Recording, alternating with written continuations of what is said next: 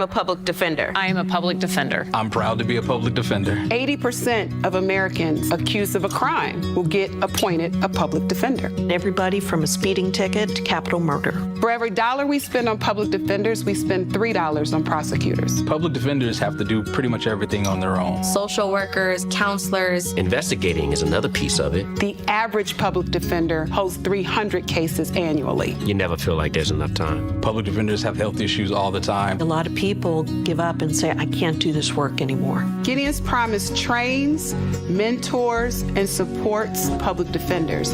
There are a lot of people who say that they would not still be public defenders, but for Gideon's Promise. It's fueled me to continue on in this fight. Gideon's Promise has changed the face of public defense. People see us as troublemakers. Good trouble only. We don't make it easy. It should not be easy to take away someone's liberty.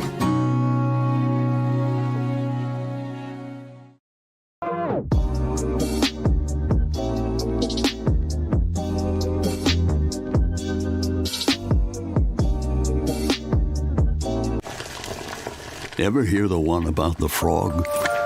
Put a frog in a pot of boiling water and it'll jump right out. Here's my resume again. But put a frog in a pot of cool water and slowly heat it up, and that frog will boil. It's a lie. But as a metaphor for us and all that we go through as veterans, Do you have any real-world experience? it's a story that rings true. We make excuses for how we feel. We push everything down. We tell ourselves the lie that it's easier to stay in that boiling water, to disconnect. And some days, maybe it is. But you've never been interested in easy. Make no mistake, reaching out is hard. Do it anyway. I need help. You're not alone. You've got this. You are not a frog. Find resources at va.gov/reach.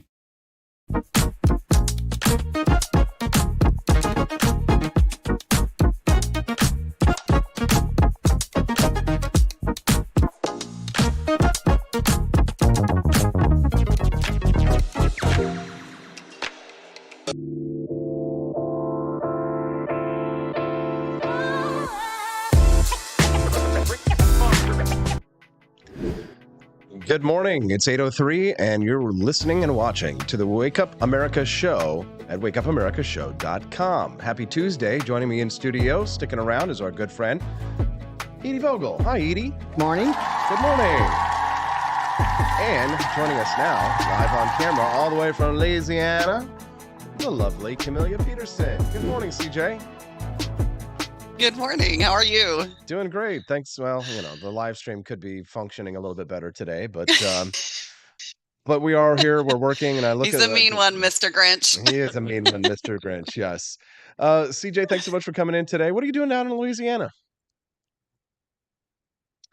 I am down here doing my, it's becoming an annual pre-Christmas Cajun trip, but I'm down here visiting Jamie Marie Pope, and we went down and we had her Christmas party Saturday night, and then us girls went to New Orleans for an afternoon and had some fun there. And then yesterday toured the Louisiana State Capitol because we have to do that, and it was really cool. It was fun to hear some of the stories about that and the history. So, and went up high on the observation deck and looked for a very, very tall Capitol. Lot different than ours. It's very high. Yes, I've seen that Capitol. You're right. It's tall. It's like a high rise. We're talking to Camellia Peterson right now on the live stream. Yeah, it's just like a big spire. Yeah. Mm-hmm. You can text the show today at 573-319-1586. All right, let's get to the news here. I saw this story yesterday. I was like, this is perfect for Camellia. 3 Missouri cities were listed toward the top in a recent survey of sinful cities. Wallet Hub published a survey last week measuring 182 American cities on a sin index, measuring things such as anger, greed, vices, lust, and vanity. Good Lord.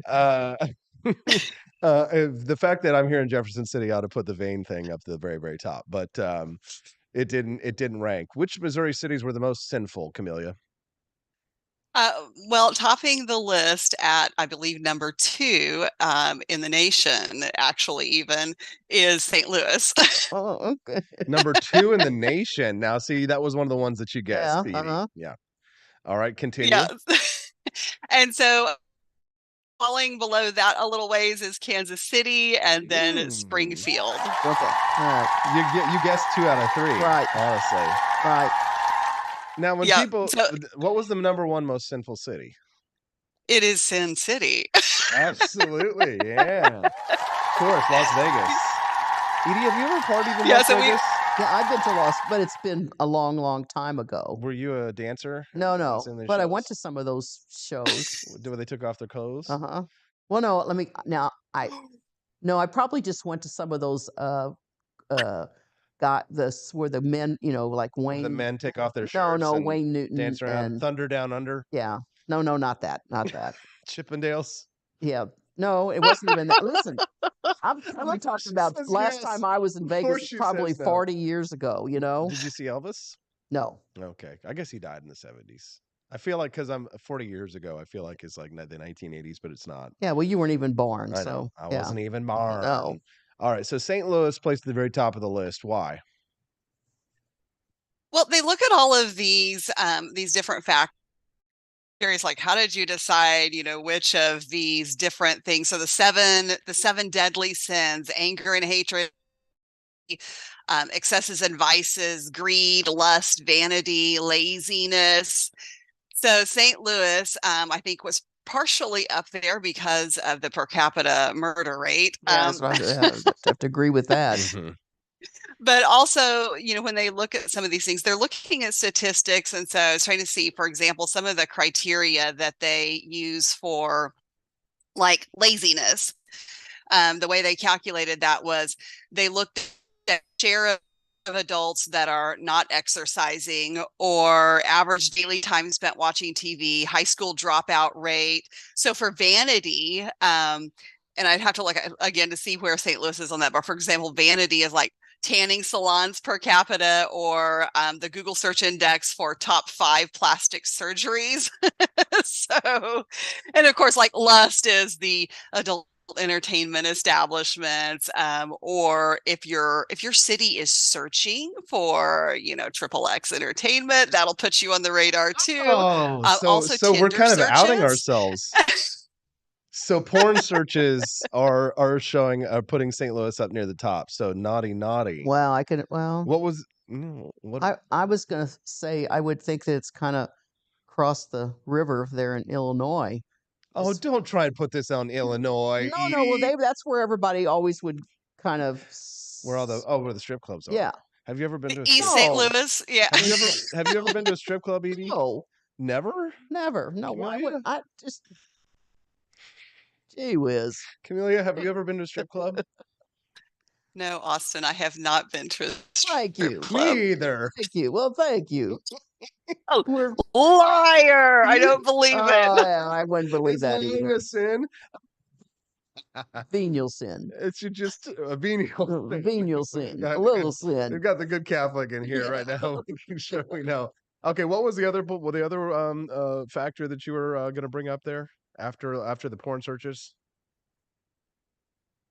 I don't know, but I can tell you that St. Louis, that they're first in the number 1 vice is, well, the number 1 sin is anger and hatred. See, I would have thought it'd been murder, but okay. And so, Well, they probably go together, don't you think? Yeah, good point. right, Yeah. 12th in jealousy, and also first in excesses and vices. These people be drinking and smoking and everything else too much, a lot of vices. We do like drinking. But you know what? Here's the thing. This is a positive out of here. I don't know. Let's hear it. 82nd in greed. So, for all of their faults, St. Louisans are not greedy. Do you know which is the number 1 in the nation for greed? What? Which city do you think is number 1 in the nation for greed? Washington, Chicago. D.C. Chicago. Washington. Which one is it? Is it Chicago or Washington, DC? D.C. It's Oh, yeah, DC. that makes sense. Yeah. That makes DC. sense. So obviously. Yeah, they're all. If you're just tuning into the Wake Up America show, I'm Austin Peterson. We're joined in studio by Edie Vogel. She is a candidate for the Jefferson City Council. Were you excited to see, Camelia, that Edie's running for office here again? I am excited to see that. I think that's Yeah. great. I think that my favorite thing about Edie so far, and this is why I know that she's got that inner libertarian streak in her, is when the city said, "You have a trash hauler," and she was like, "I'm not paying for that." That's right. She refuses to pay for the trash hauler in the city of Jefferson, which is like a mandate, like a requirement that you have to do it, and she doesn't do it because you shouldn't have to. You can't force me to buy something that's free. Now I will, if it was a city utility, that would be a different story. But it's a private enterprise, and I can tell you that my family business pays $14,000 a year for trash service. Okay, so I take my one bag of trash to my family dumpster at my family business. That's the Coca-Cola bottle. That's right. And I don't think I don't think I am breaking the bank of Republic Trash Company by doing that. I agree. Jamie Marie Pope over in the live stream says, "I'd vote for her based on her badass tattoo choices." No, yeah. Is it a sin to get a tattoo? I don't think so. No. I have two. I'm pretty sure the Bible says something about that, doesn't it, Camelia? Well, Well, anyway. Thou shalt not get thyself tattooed in connection with the that's not in the funeral rite. Bible. Yes, it is. Wait, The 11th commandment. Wait a minute. Wait a minute. Hold on here. Camelia, can you pull up your King James for us here real quick?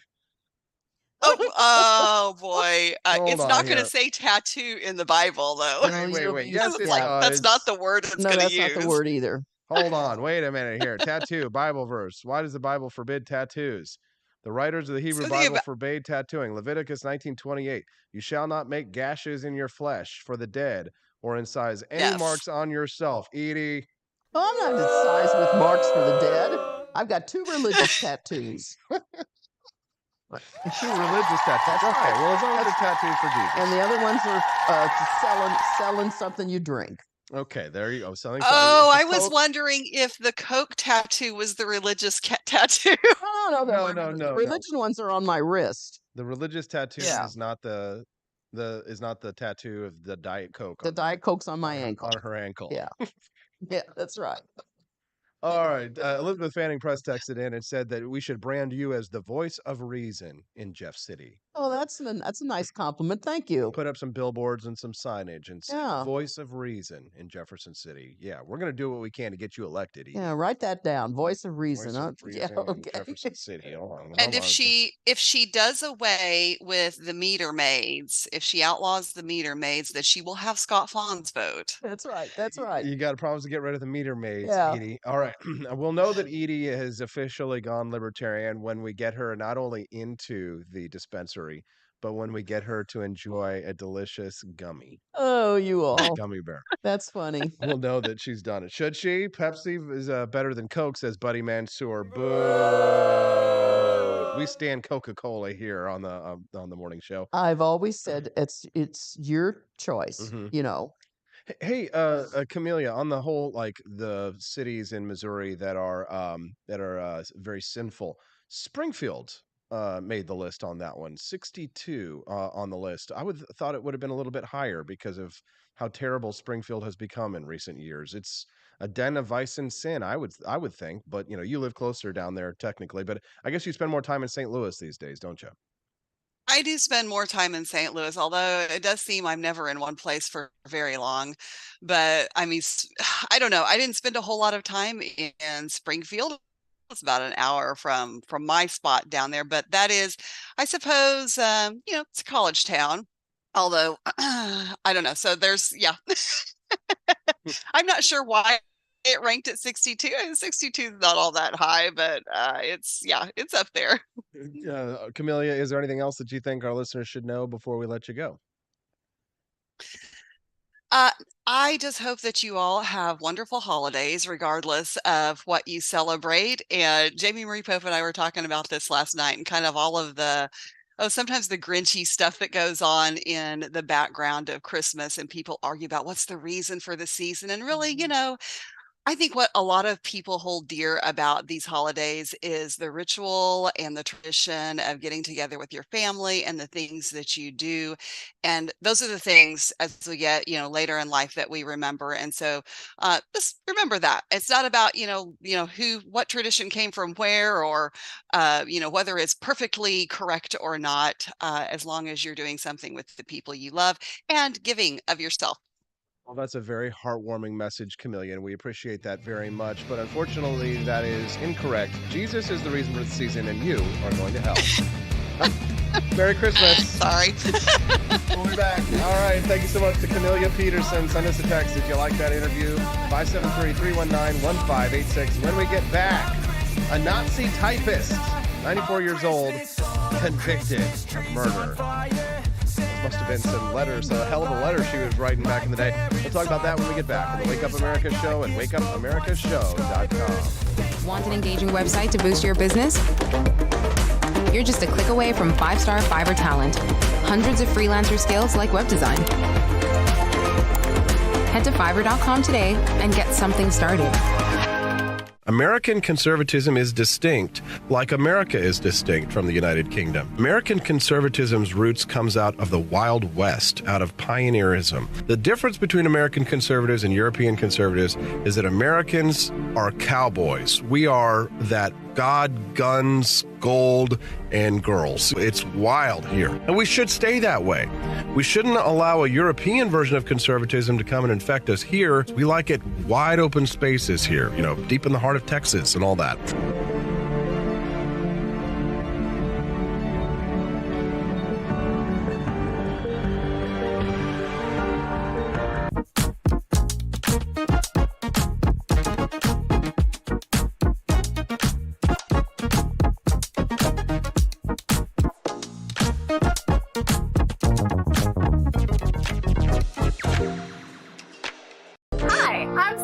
Austin's wife. I want to thank you all for watching the Wake Up America Show with Austin Peterson.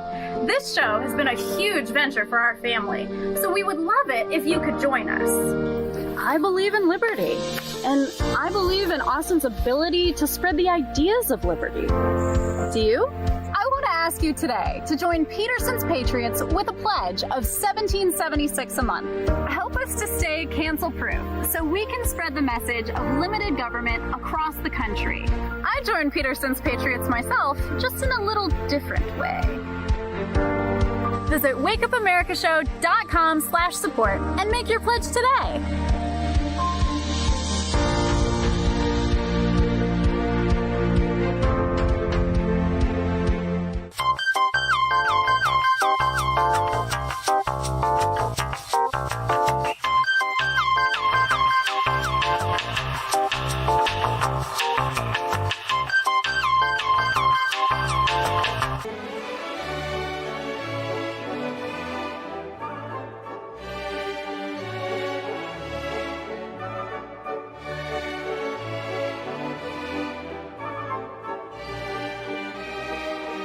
Hey, it's Austin. Thanks for watching and listening to the Wake Up America Show. 2022 has been an exciting year for the Peterson household. Steffi and I celebrated our first anniversary, and my new radio program, The Austin Peterson Show, was syndicated in St. Louis just over a month ago. There have been some challenging times, but with the help and support of good friends like you, we've been able to come out even stronger at the end of this year than when we started. I wanted to take a moment to say thank you to the Cantina crew, especially Camellia Peterson, Tolly Owens, Jamie Marie Pope, Chris Morrill, Matt Unruh, Quest Fanning, Elizabeth Fanning Press, Tina Martin Goodrick, John Rail, Jasper Logan, Kathy Jo Loy, Edie Vogel, Grant Sundberg, Anna DePalm, Doug Hill, Andy Opperman, Lyle and Lori Rosberg, John Peterson, John Mashurik, Ava Lavasco, Leslie Scott Russell, Liberty Liss, Pam Ames, Cecilia Harden, Mary Kramer, and dozens more than I could list here. Happy holidays, Merry Christmas, and may your days be merry and bright with a Happy New Year.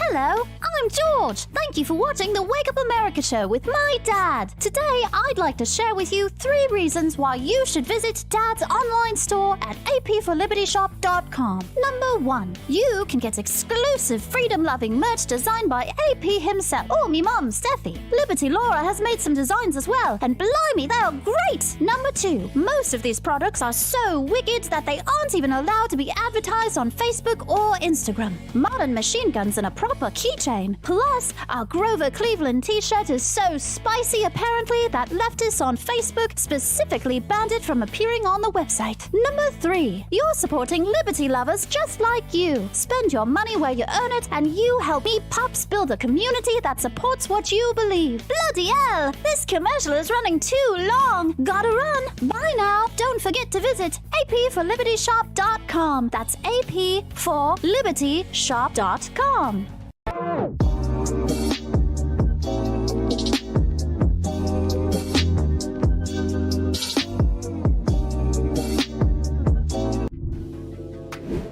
Good morning, ho ho ho, Merry Christmas. I'm Austin Peterson. You are watching and listening to the Wake Up America show at wakeupAmericaShow.com. Joining me in studio is our good friend and candidate for Jefferson City Council, Edie Vogel. Good morning, Edie. Good morning again. Glad to have you here. Glad to be here. We always reintroduce when we come back from the commercial, just because sometimes people, Just tuned in. That's okay. You're getting used to it. I'm getting used to it, yeah. Good. We love having Edie on the show today. We got some exciting news earlier when she made her announcement for her campaign that she is running for the City Council of Jefferson City, which we're super excited about. And one of the texters gave me my campaign slogan, which is a voice of reason. The voice of reason. That's right. That's a great one. We like Yeah, thank you. Yes. All right, now let's.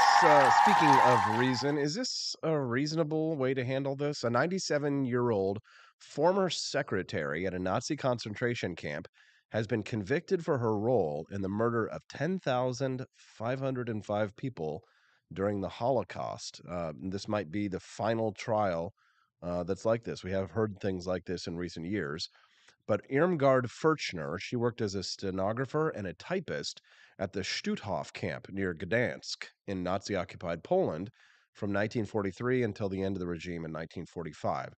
She was sentenced on Tuesday to a 2-year suspended sentence, according to a spokesperson at the court. So she was an adolescent at the time of her crimes. So she's 97 years old now, and her trial took place before a juvenile court. And her sentence will see her placed into juvenile probation. Okay. Now, she went on the run before her trial began, but then she was found by authorities after 97-year-old. It's hard to, she didn't get away. Now, tens of thousands of people were held in detention at this brutal camp, the Stutthof camp. More than 60,000 people died there, according to the Holocaust Museum in D.C. Stutthof mainly held non-Jewish Poles, as well as a large number of Jews from Warsaw and Bialystok and other Nazi-occupied states. So, in recent years, Germany has been racing to kind of bring these perpetrators of the Nazi war crimes to justice before it's too late. But experts say that only a small proportion of those ever involved faced a court. So, Edie, 97 years old. You're a spring chicken compared to 97. Well, so what do you think about a 97-year-old Nazi typist and stenographer who was a juvenile being tried and convicted of murder for 10,505 people? Your thoughts? As I think I would say that her life after the war she probably internalized her participation in that evil her whole life. Yes. After her juvenile years of probably being forced into doing what she did by being a typist. So, and she's lived to be 97. And I can see where the established, and I assume this is the government of Poland, that is Germany. But Germany was the the perpetrators of the war itself. Yeah, Yes. yeah. They're the ones bringing her to Yeah. justice, but the post-war government. Right. So Okay. But my wife and I had a discussion about this just recently when they were convicting this other guy, but he was an actual guard. yes, I remember that. And he was up in his late 80s or Late 80s, yeah, early and he lived here in America, He lived- right? yeah, he lived And they here in- sent him back. Yeah, he was extradited. Okay. And I agreed with that because it's one thing to be a guard, it's another thing to be a typist. Yeah, and to be to me, and to be a to child. me that's reaching I a think little bit it's a the reach tentacles of of government. whatever of government, and they're trying to make amends for Yeah. what they did. Right. I I don't really think that there should be an expiration date to a certain extent on justice, especially when it involves something of such a criminal aspect as the murder of 10,505 people. And I don't want to denigrate that yeah, because no, I know. those But people, 10,000 people had, how many millions of family members and friends. 6 and million things. Jews perished in the Right. And Holocaust. so I think I- justice should be done, but is it justice to go after a stenographer who No, was, again, admittedly a juvenile at the time? We're not talking about, an 18-year-old guard. Okay, I mean the 18-year-old guard probably, in my Mm-hmm. opinion, if he wouldn't have done what he was told to, they would have killed him. Right. So he was trying to exist by following what they were. Which leads us to the question, at what point is just following orders an excuse? Yeah. And when is it not? Right? Because at some point, the colonel is going to say, I was just following orders. Mhm. And then we say, hey, at Nuremberg, we said, hey, just following orders is no excuse. So we can't say that to the 18-year-old guard? We can't say that to the 15, 16-year-old typist, Typist, and the yeah. Nazi typist? Two different scenarios there. I'm honestly super curious as to what the live stream chat has to say about this one. Send us a text Yeah. as well over in the live stream. I'd love to hear your thoughts on this one. Send us a text at 573-319-1586. Buddy Mansour says it's not about justice. It's about public punishment. I think that there's definitely a point there to be made. Well, yeah, the government is trying to make up for they knew that. Yeah, for sure. Coming up next, our friend Bex Bullitt is going to be a weekly regular on the show starting today. She's a mom, she's a private investigator, and she's going to talk to us, give us some tips as a private investigator about how to keep your kids safe online. We'll be back with more on the Wake Up America Show at wakeupAmericaShow.com. Were you exposed to hazardous materials while serving in the military and have an illness or condition as a result? If so, you may be eligible for VA benefits and services. Whether you need health care or want to file a disability compensation claim related to military exposures, VA is here to help. Visit va.gov/military-exposures to learn more and apply today.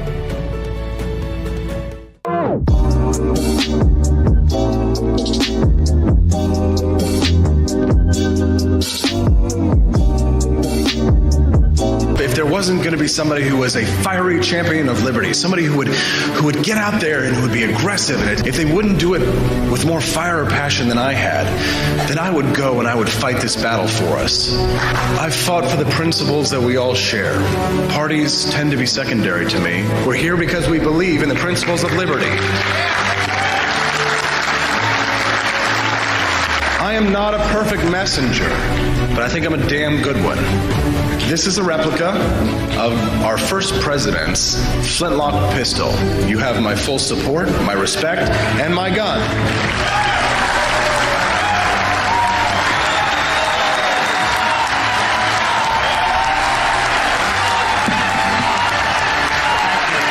I think that at the heart of my philosophy is much more libertarianism than well, that's the fashionable word these days, I guess. A conservative is no longer just that. He's a libertarian and always has been.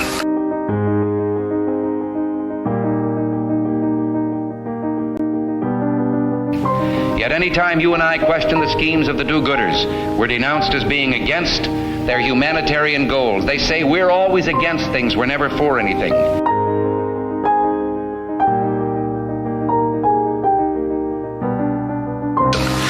What is fascism? Fascism is private ownership, private enterprise, but total government control and regulation.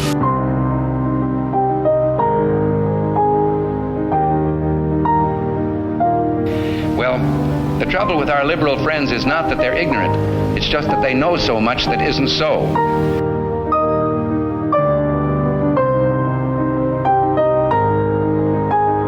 If we lose freedom here, there's no place to escape to. This is the last stand on earth.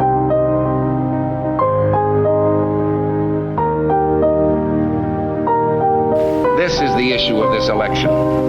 Whether we believe in our capacity for self-government or whether we abandon the American Revolution and confess that a little intellectual elite in a far distant capital can plan our lives for us better than we can plan them ourselves.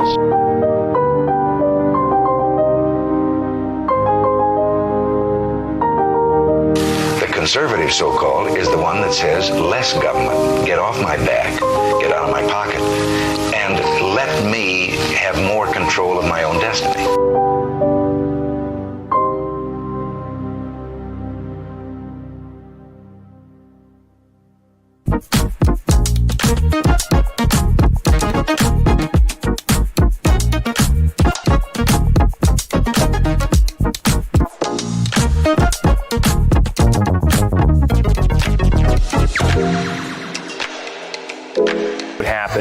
If I had to pick up the phone, call 911 for one of my family members or one of my neighbors, what would I do if no one was on the other end to respond?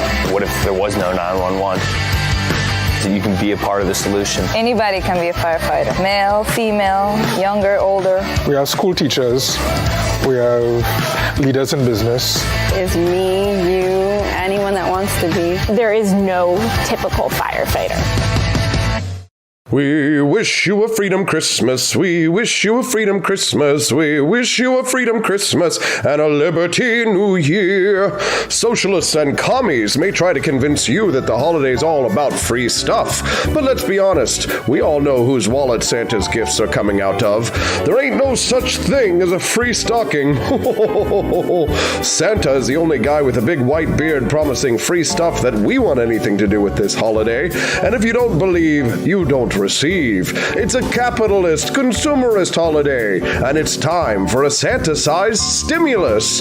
Get your free market merch at the AP for Liberty shop today and stuff your socialist sisters' stockings full of capitalist cheer. Ho, ho, ho, ho!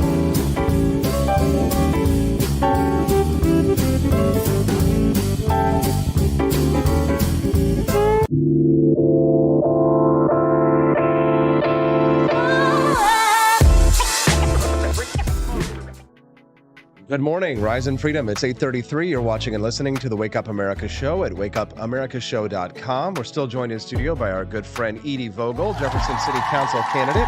Edie, thanks for sticking around with us today. Appreciate you. You're welcome.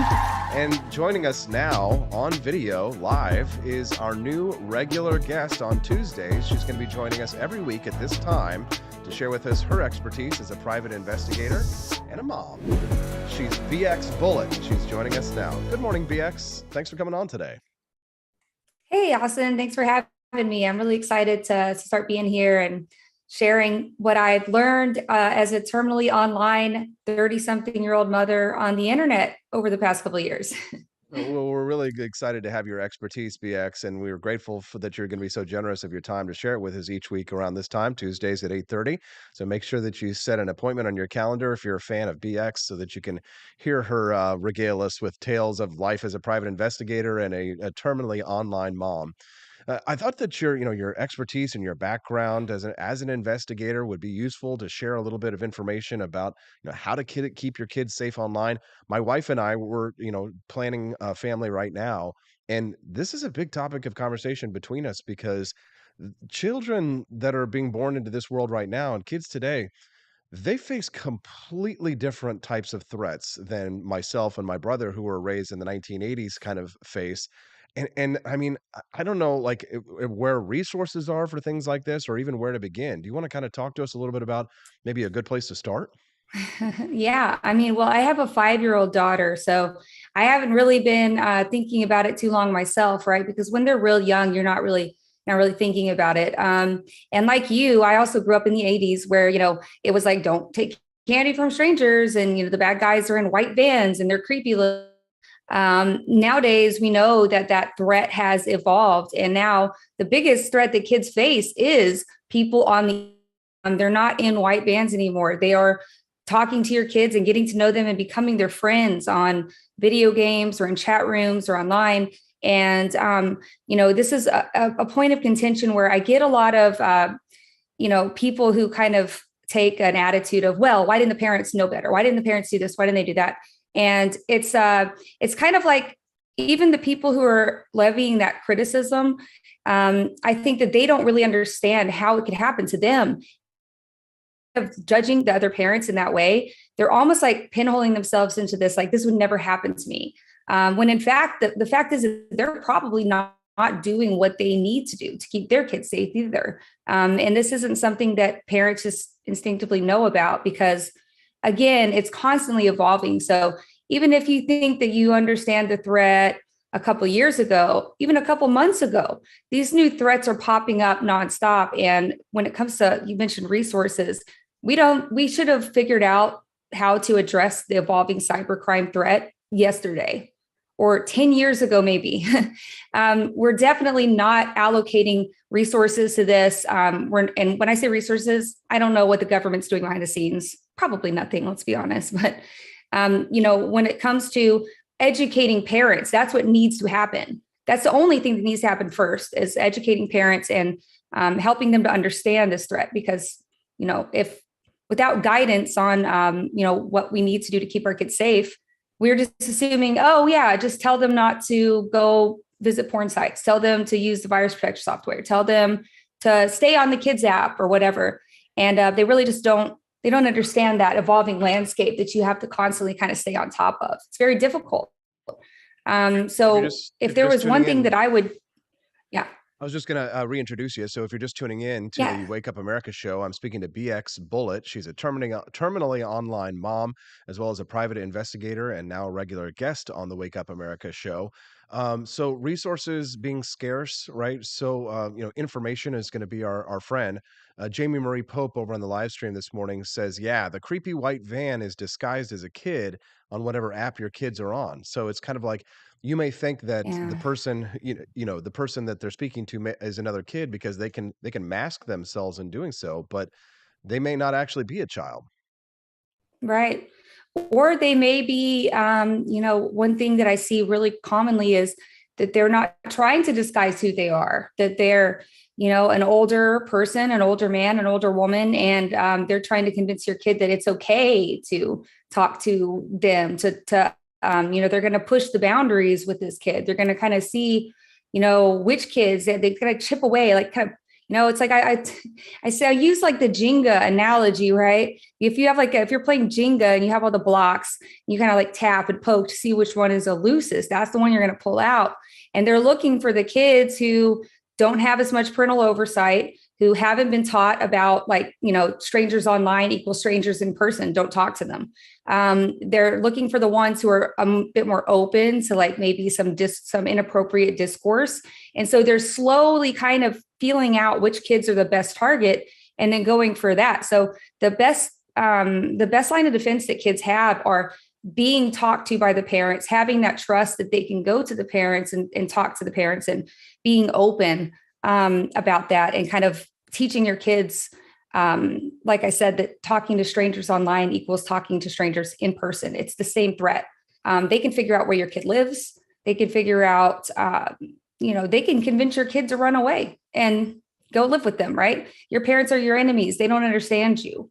We're seeing that a lot more, and it's more controversial, right? But we're seeing that a lot more now with gender identity issues. The kids are confused and there's a lot of discourse flying around. And so these people can kind of step in there and say, well, your parents just don't understand you. Maybe you're actually this way. And, they don't understand because they don't love you. And they'll really try to turn the kid against the parents. Wasn't there an example of this in Hollywood recently with this Ezra Miller guy, the one who played Daredevil, where he was trying to lure away this underage child away from their parents and convincing them they were transgender and sort of playing on their insecurities. Have you read about this? Yeah, I call him the Walmart Charles Manson. And yes, absolutely, that it does come to mind. He he convinced a Native American girl that she was, well, I don't even understand. I know less about gender identity than I do about online safety. I can be honest, but gender fluid or something like that. And that this was a supremacy thing for him. If you're not gender fluid, if you're not this kind of new sexuality that I'm promoting, then you're inferior to the rest of the world. So he actually provided an incentive for these girls because he's a Hollywood star, right? So they want to impress him. And so, oh yeah, sure. Of course I'm gender fluid or whatever. Yeah. And my parents don't understand that. Well, that's because they're transphobic and you need to leave them and come with me. And it worked. So yeah, that's, it's really scary. And yes, that did happen. Scary. Very scary. Yeah. If you're just tuning in to the Wake Up America show with Austin Peterson, I'm speaking to BX Bullet. She's a terminally online mom, and she is a private investigator. She's joining us this morning to talk about ways to keep your kids safe online. One of the things too is that BX is that we have to watch out for is and things like that. But every device that a parent gives their kids has got a camera attached to it. I mean, that's a security risk. Yeah. I mean, yes, I think that the cameras are, that's something that's kind of like, well, yes, that is a threat. I think as far as webcam blackmail, if that's what you're talking about, where, people can take control of your webcam or something, I definitely leave my camera lens on. I'm pretty paranoid about leaving my cameras covered. And that just becomes something that you make a force of habit. And then it's kind of a set it and forget it. I think that because most criminals know that it's so easy to for people just cover their cameras, that's actually becoming less common. What's becoming more common is just convincing the kids to do this, right?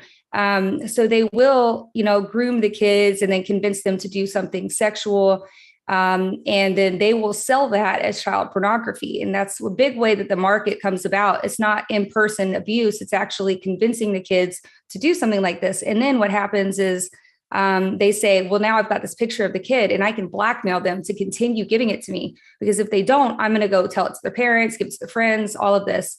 And it's a big cause of, teen suicide and all kinds of really, really detrimental, horrible stuff. So again, it's just about having that mutual trust with your kids, because the one thing I think I see that's annoying to me, if I were going to say I have like a pet peeve, it's people who, again, think, oh, this wouldn't happen to me because my kid isn't online. I don't let my kid do that. Right. And to a point, yeah, my kid's 5. So I'm pretty helicoptering what she does on the internet. But once they get older, kids get pretty sneaky. They are pretty good at hiding things from you. And if it's the same thing with like drugs, right? You can't protect your kids from drugs, like from encountering drugs all the time. You have to talk to them about it. You can't just think that you can helicopter your way out of that risk. And so really the number one thing is just raising your kids to understand. You have to be frank with them about this stuff. You can't be, kind of tiptoeing around the subject. You have to tell them what the risks are at a certain age. My 5-year-old, right? I recently had, I think it's still my pinned tweet on Twitter, but I had something kind of go viral with a man on YouTube who was advocating for pedophilia, zoophilia, incest, while also promoting a transhumanist Marxist cult of some type and calling himself God.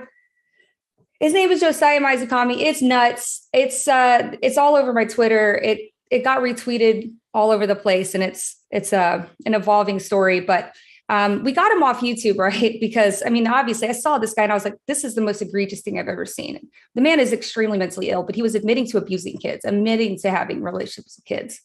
Once YouTube banned him, he came back, and this time he was able to somehow mark his channel and his videos as made for kids. And those videos, I didn't even see them for like 2 weeks because he used a different name. When someone showed it to me, I realized that these videos were on the YouTube Kids app. And in the videos, he was actually luring kids from Instagram and going on dates with them, where he would talk to them about his new society where kids and adults could, be in relationships and it's loving and harm-free and beautiful. And I think it was terrifying to me to see this was on YouTube Kids. So like, if you walk out of the room, this could have popped on your kid's screen. And, for me, my daughter, she came in and I think I was freaking out. I think I was like, oh my God, I can't believe this is happening. My daughter comes in, she's like, is that a bad guy? And I said, yes, that is a bad guy right there. And she goes, well, he doesn't look like a bad guy. And I was like, they don't look like bad guys, honey. This isn't like Dennis the Menace and like the cartoons that you watch. They look like normal people. And this is why you can't talk to strangers online. When I told her, this man was on the same channel that you watch your shows on. You could have accidentally seen this man talking. And I was like, we're not going to watch YouTube anymore. We're done with YouTube.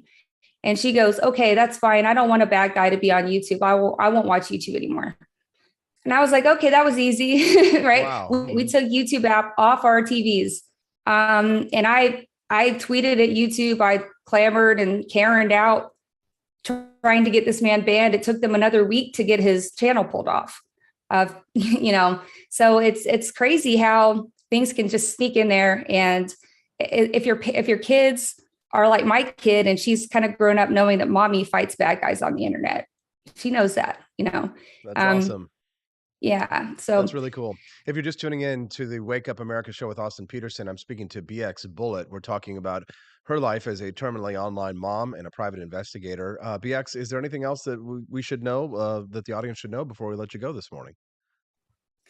Well, I'm happy to, I could talk about this. You could probably tell I do, right? I talk about this a lot. And one of the biggest things for me is, like I said, I think we're not providing parents resources. Most parents have no idea what they need to be doing to keep themselves safe. There's a lot of different things that I could advise parents to do.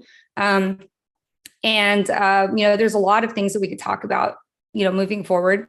And I'm excited to have a platform to rant about this stuff because again, I love to just kind of advocate to parents and force this on them that if you're kind of dismissing it as, oh, whatever, I control what my kid sees, it pays to really understand the stuff and come up with the game plan and understand this evolving landscape. It's not going to be what's the problem now, this guy on YouTube or whatever. Tomorrow, it's going to be something completely different. So building trust with your kids, I'd say, is the number one, but also being realistic about not being able to keep your kids offline. That's not going to happen, right? At some point, you're going to be stunting their social growth. And kids these days are growing up in the metaverse. It might be weird for us to think about, but when we barely had the internet when we were kids, and now kids are going to be growing up in a virtual landscape where things are scary to think about,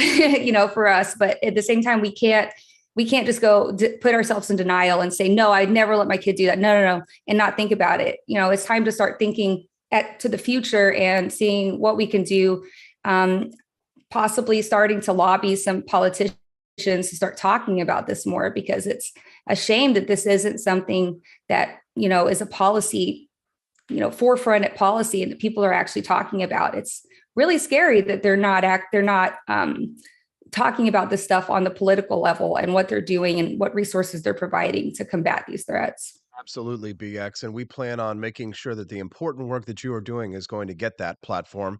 We're going to give that to you every Tuesday at 8:30 a.m. Central right here on the Wake Up America show. Thank you so much for your time today. Merry Christmas. Awesome. We appreciate the good work that you're doing. Thank you very much. All right.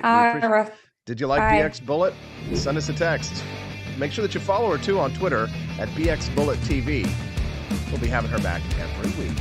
All right. When we get back, did you know, Edie, that the U.S. government... This little lady, yes, she's a voice in the wilderness. Yes, she is. But because what she says is 100% accurate. We're going to make her famous.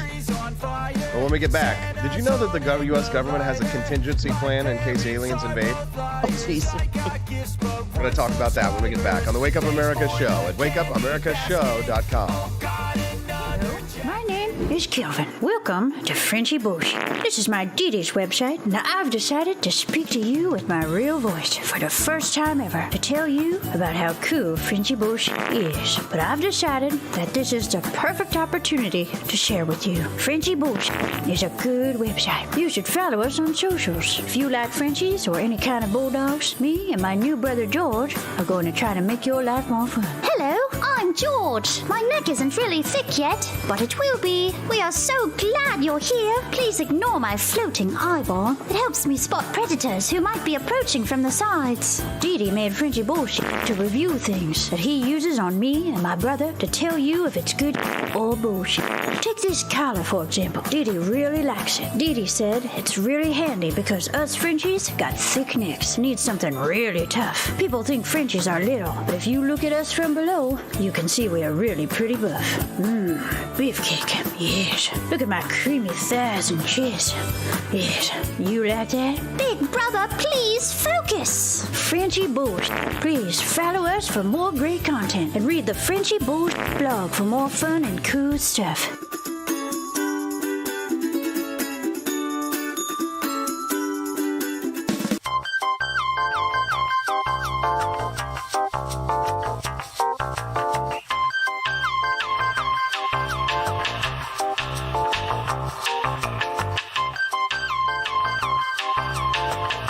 I'm a public defender. I am a public defender. I'm proud to be a public defender. 80% of Americans accused of a crime will get appointed a public defender. Everybody from a speeding ticket to capital murder. For every $1 we spend on public defenders, we spend $3 on prosecutors. Public defenders have to do pretty much everything on their own. Social workers, counselors. Investigating is another piece of it. The average public defender holds 300 cases annually. You never feel like there's enough time. Public defenders have health issues all the time. A lot of people give up and say, I can't do this work anymore. Gideon's Promise trains, mentors, and supports public defenders. There are a lot of people who say that they would not still be public defenders, but for Gideon's Promise. It's fueled me to continue on in this fight. Gideon's Promise has changed the face of public defense. People see us as troublemakers. Good trouble only. We don't make it easy. It should not be easy to take away someone's liberty.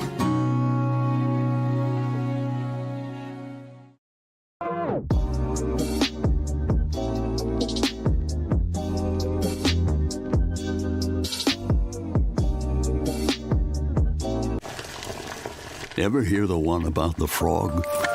Put a frog in a pot of boiling water and it'll jump right out. Here's my resume again. But put a frog in a pot of cool water and slowly heat it up, and that frog will boil. It's a lie. But as a metaphor for us and all that we go through as veterans, Do you have any real-world experience? it's a story that rings true. We make excuses for how we feel. We push everything down. We tell ourselves the lie that it's easier to stay in that boiling water, to disconnect. And some days, maybe it is. But you've never been interested in easy. Make no mistake, reaching out is hard. Do it anyway. You're not alone. You've got this. You are not a frog. Find resources at va.gov/reach.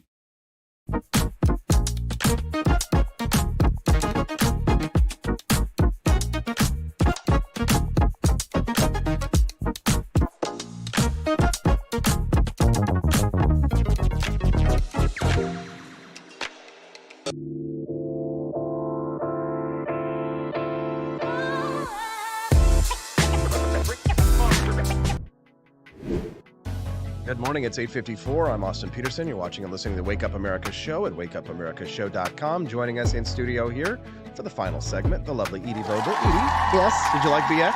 She's, like I said at the end of the segment, a voice in the wilderness. Yes. And I do believe that there is problematic people out there that are getting into the world of the kids through the internet. Yeah, and it's something that we're definitely going to be focusing on more in this show. So every Tuesday, we're going to have BX on here to talk about issues like that. And, being a mom and a private investigator, she's got a lot of expertise. So we're excited to have her on. But before we go, I thought, since this is your last appearance before Christmas, we should talk about one more little fun thing before we leave. Okay. Edie, do Yes. you believe in aliens? Oh, I think that they can maybe exist. Mm-hmm. I'm not going to. Alien life. I'm not going to blot them out. Have you ever or- thought about like what would happen if aliens visited Earth? Well, sometimes you think you might be amongst them. It's true.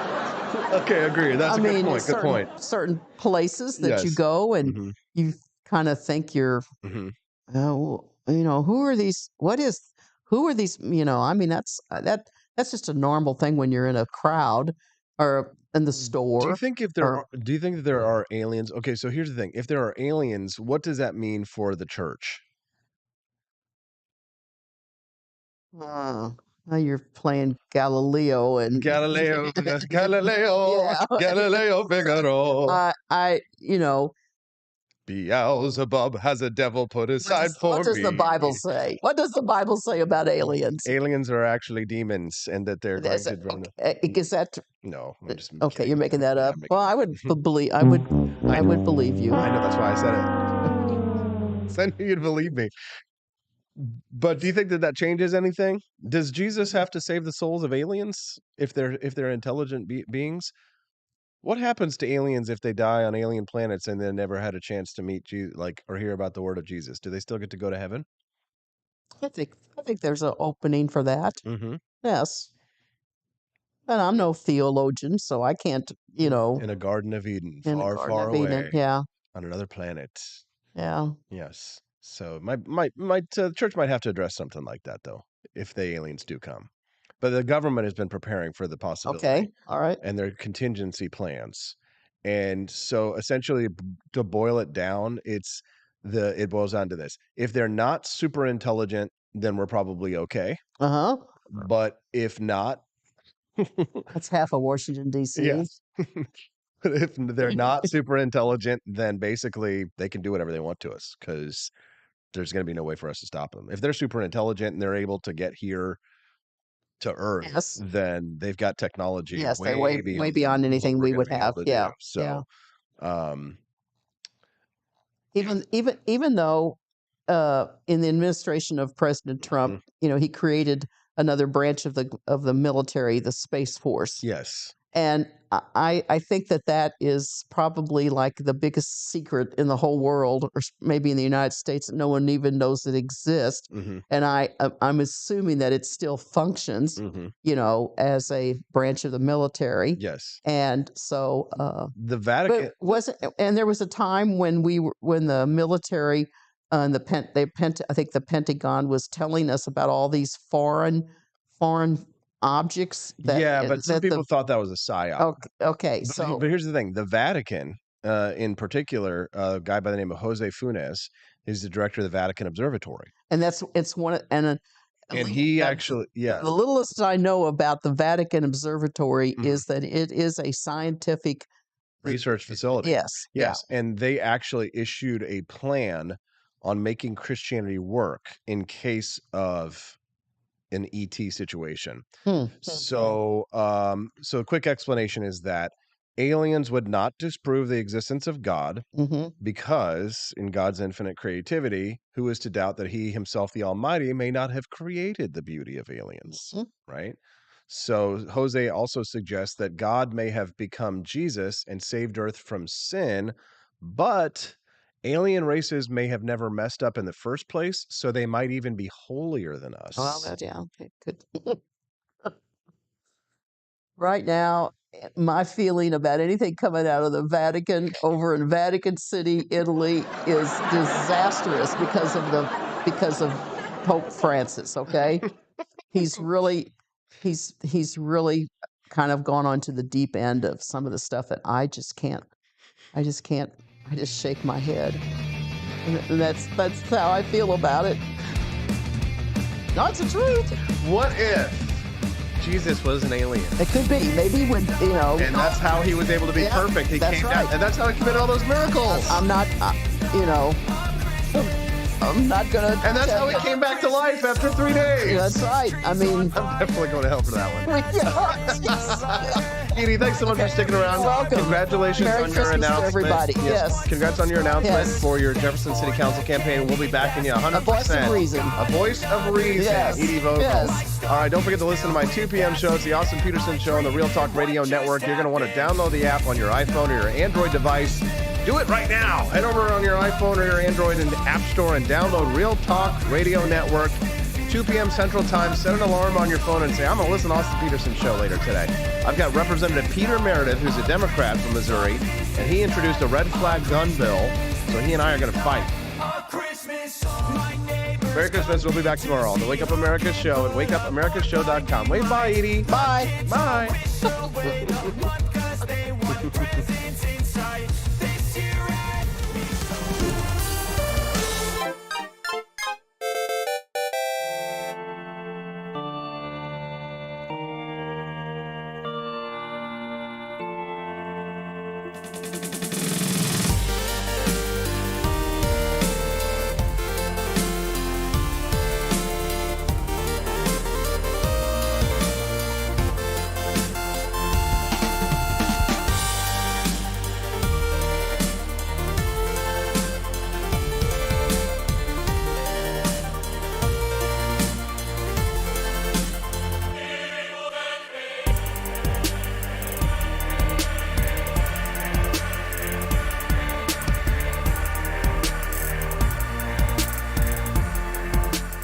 I like shooting things, but whenever I can't shoot something, I like to cut things. My life isn't all about shooting and stabbing and cutting, though. Sometimes I have to do actual work, but when I work, I still like to have fun. And there's nothing less fun than trying to cut with a crappy knife. Thankfully, from the ancient sect of Christian knights, who also loved cutting and stabbing, comes a new implement that has received my personal blessing, the Templar knife. Like the ancient sword of Excalibur, you don't choose a Templar knife, it chooses you. You just decide what kind you want on the website first, however, and then order it online, and then it chooses you. The Templar knife comes in a variety of shapes. As a man of culture and taste, I have decided I will never use a terrible knife again. And thanks to the inspiration provided by this excellent product, I have decided to launch a new crusade against anyone using less than superior knives. Join me, brothers and sisters, by visiting uppercuttactical.com/pages/Templar-knives. That's a lot of slashes. For that, you'll need a Templar knife. For 10% off, use code AP for Liberty and join me in a quest for glory, for liberty, for Christendom, for the Templar knife. Get yours today. Fire.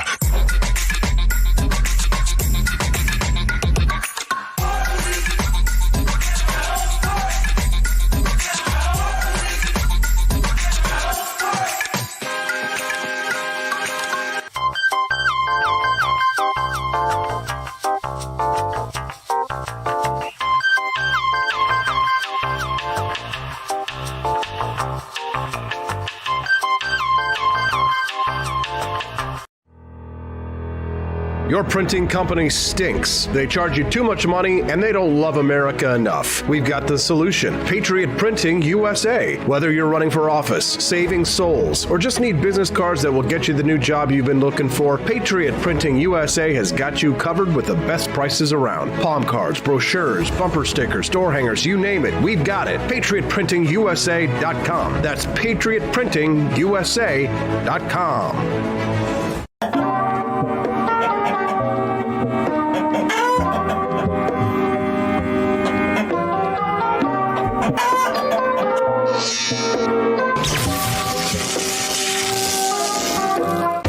Want an engaging website to boost your business?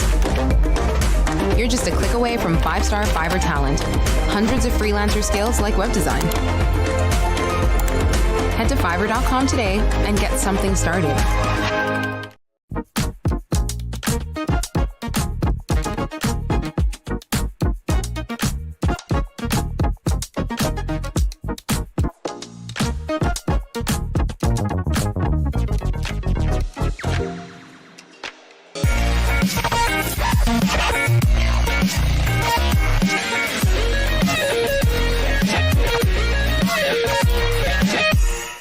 When I was in foster care, I never knew when I would have to move, so I always had my suitcase ready to go. Then one day, I was adopted. My new parents opened their hearts and home to me. My parents cook my favorite breakfast for me every morning. My parents take me on trips I never thought I would go on. They gave me a home and an even better reason to use that suitcase. My parents aren't perfect, but they're perfect for me.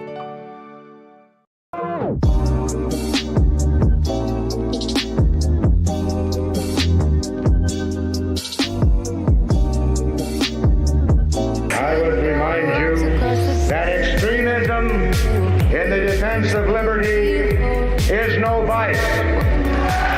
It is better to settle these matters in the courts than on the streets, and new laws are needed at every level. But law alone cannot make men see right.